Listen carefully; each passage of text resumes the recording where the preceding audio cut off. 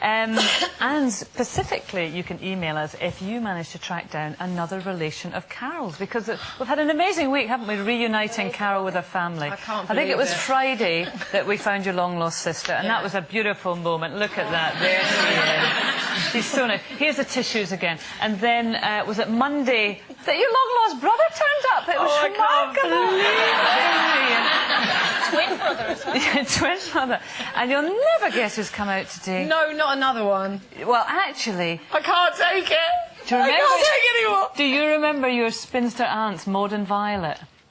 Yes. Yeah. They've come forward as well. No. Here they are.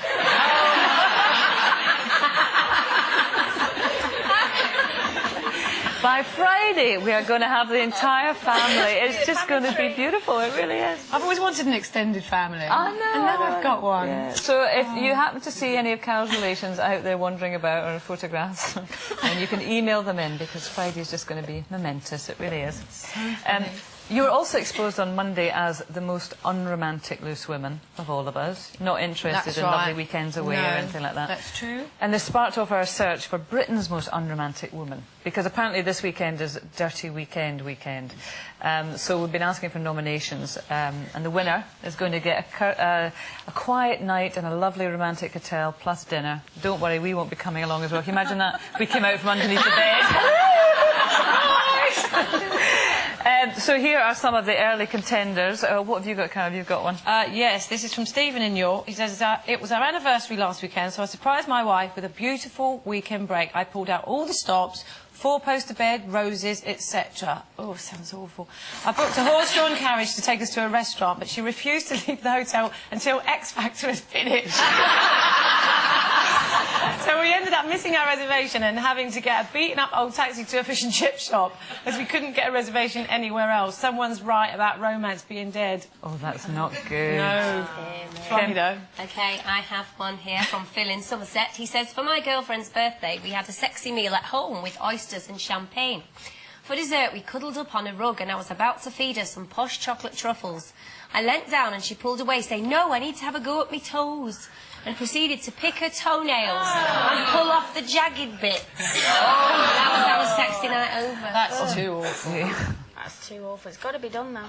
Grant in Middlesex. For my girlfriend's birthday, I scattered the hallway and bedroom with rose petals, lit candles throughout the house, and bought a fancy bottle of champagne, then lay waiting for her dressed in my sexiest boxers. She eventually turned up late, stinking of booze and fags, and passed out in the lounge without even seeing what I'd done. She'd gone out after work with her mates and got plasters. Plasters? Well, this one's from Ray in Lancashire.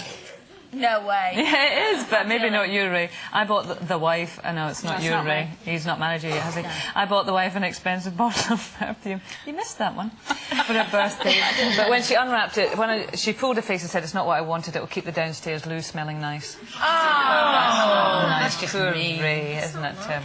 Well, some unromantic women out there, and we're asking you for more examples of them. If you think that you are with an unromantic woman, let us know your story. You could win a night in a hotel with dinner included to try and change your mind, or maybe you are the unromantic woman. You can nominate yourself. Just email us at loose.women@itv.com and tell us why. So, there you go. Now, it's Loose Moral Day.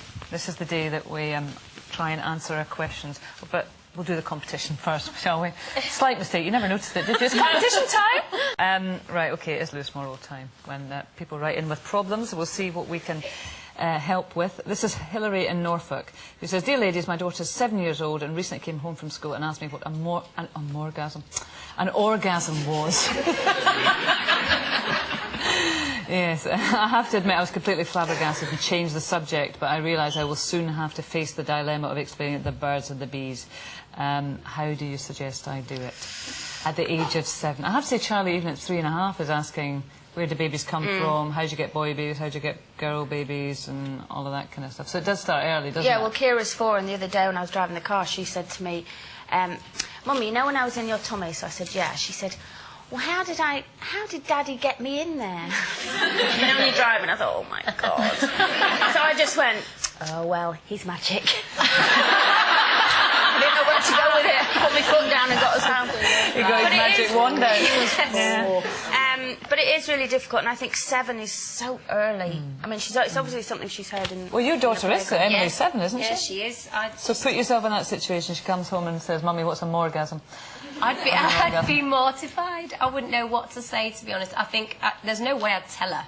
Do you know what I mean? I'm not gonna tell her about it. I would try and skirt round the issue, and then I would want to find out where she got it from, because that would worry me.